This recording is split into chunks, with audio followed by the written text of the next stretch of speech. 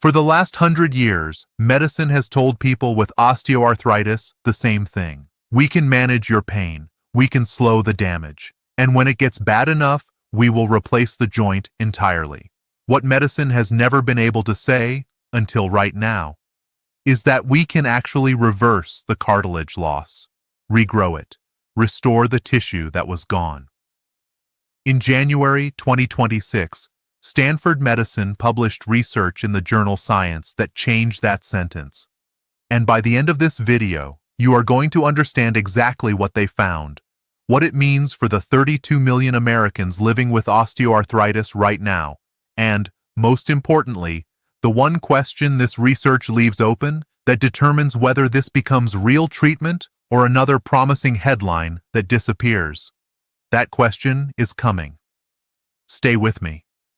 What is actually happening inside a joint with osteoarthritis? Before we get into the Stanford breakthrough, you need to understand what cartilage is and why, until now, regrowing it was considered essentially impossible. Cartilage is the smooth, rubbery tissue that covers the ends of your bones inside every joint. It has one job: to act as a shock absorber, allowing the joint to move without bone grinding against bone. When it is healthy, it is one of the most remarkable biological materials in the human body. Slicker than ice, stronger than rubber, capable of absorbing forces several times your body weight with every step, and it has one critical flaw: almost no blood supply. Every other tissue in your body heals through the bloodstream. Blood delivers the stem cells, the growth factors, the immune signals that initiate repair. Cartilage, because it has almost no blood vessels running through it, cannot access that repair system efficiently. When it is damaged, whether by injury, by age, by decades of mechanical wear, the body cannot send in the repair crew the way it does for skin, bone, or muscle. This is why a cartilage injury that a 25-year-old athlete suffers becomes the osteoarthritis that the same person is managing at 60. The damage accumulates. The tissue cannot restore itself, and by the time most patients are diagnosed, they have already lost cartilage that medicine had no tool to bring back. Had, past tense, because what Stanford found changes that word entirely. What does Stanford have actually found? The researchers were not originally looking for a cartilage treatment. They were studying a protein called 15-PGDH, which they classify as a gerozyme, a protein whose levels rise as the body ages and that actively drives the decline of tissue function over time. Think of 15-PGDH as a biological brake. As you get older, this protein accumulates in your tissues and progressively suppresses their ability to repair and regenerate. Higher 15-PGDH means slower healing, weaker muscle, reduced tissue function across multiple organ systems. The same Stanford team had already shown in 2023 that blocking this protein boosted muscle mass and endurance in older animals significantly. Then they turned their attention to cartilage, and what they found surprised even them. They injected older mice, animals whose cartilage was naturally worn from age, with a small molecule that blocked 15-PGDH. The cartilage began regenerating, not partially regenerating, restoring healthy, functional, shock-absorbing cartilage in joints where it had been progressively lost.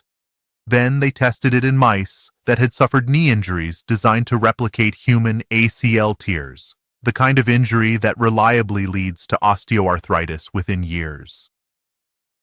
Animals treated with the 15-PGDH inhibitor after injury were dramatically less likely to develop osteoarthritis.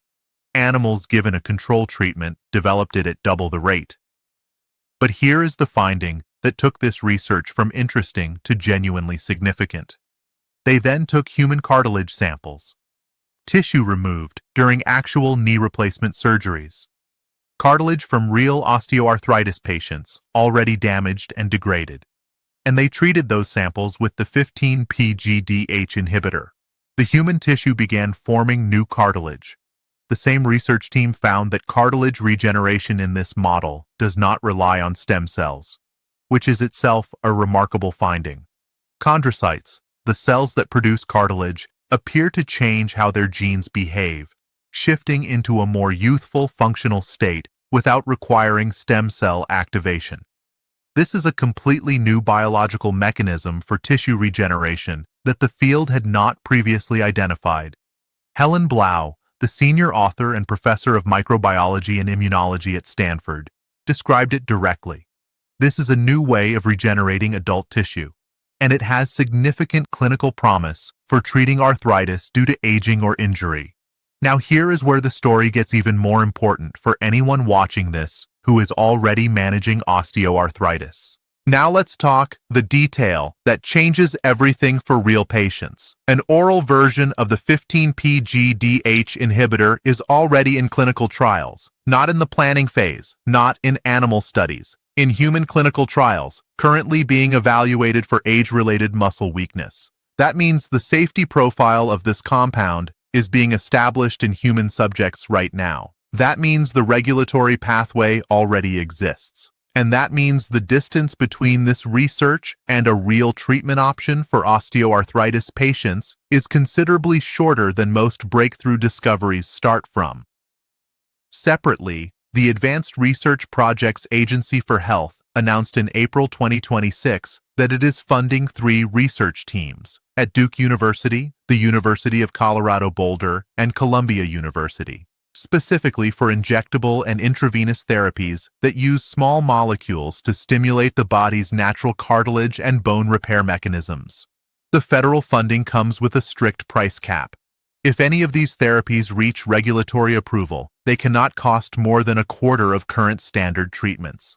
A quarter of the cost of a knee replacement, which currently runs between $30,000 and $50,000 for most Americans, with a strict federal price cap built into the research funding from the beginning.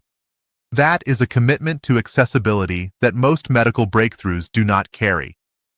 A comprehensive review published in the European Journal of Pharmaceutical Sciences in early 2026 examined all current clinical trials of intra-articular disease-modifying osteoarthritis drugs, compounds designed to restore the cartilage matrix rather than simply managing pain. The review's conclusion was stark.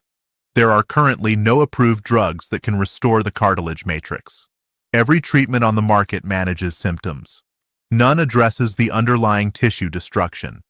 The Stanford research and the federal funding announced in 2026 represent the first genuinely credible convergence of mechanism, early human data, and institutional commitment that this field has ever seen simultaneously.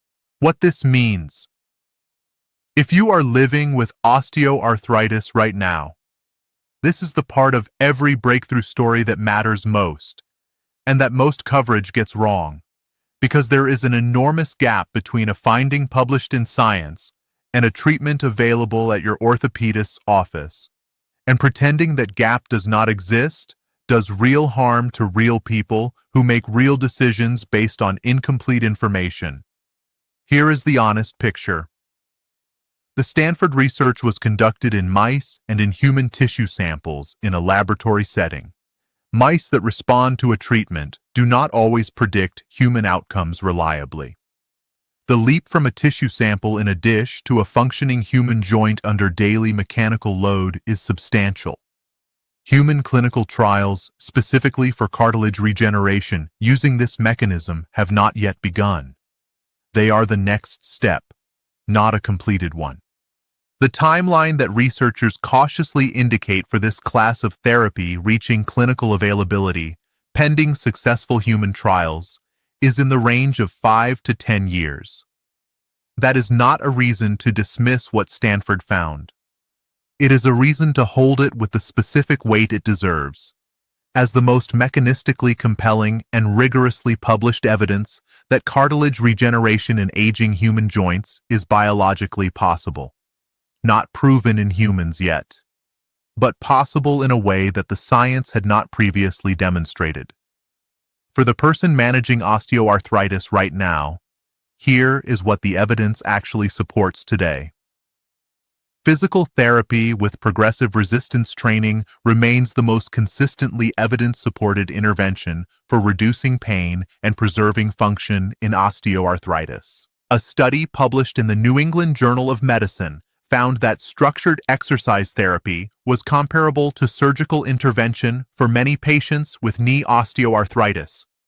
Weight management, where applicable, reduces the mechanical load on damaged cartilage measurably and independently of any other intervention. None of those are as exciting as a single injection that regrows cartilage, but they are available now, and they can be maintained alongside whatever treatment options emerge from the research pipeline over the next decade. So, let me share the question that determines everything.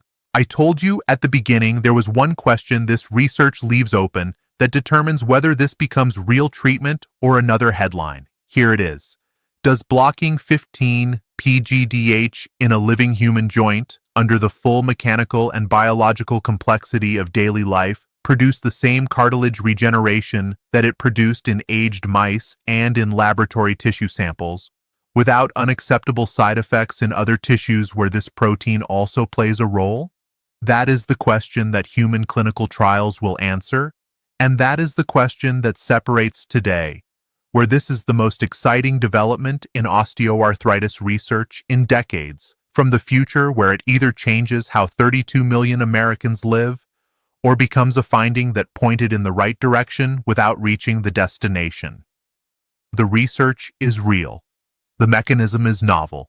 The human tissue response is documented. And for the first time in a century of medicine telling people with worn joints that cartilage loss is permanent, the biology is saying something different. Whether that something becomes a treatment in your lifetime depends on what the trials show, and those trials are starting.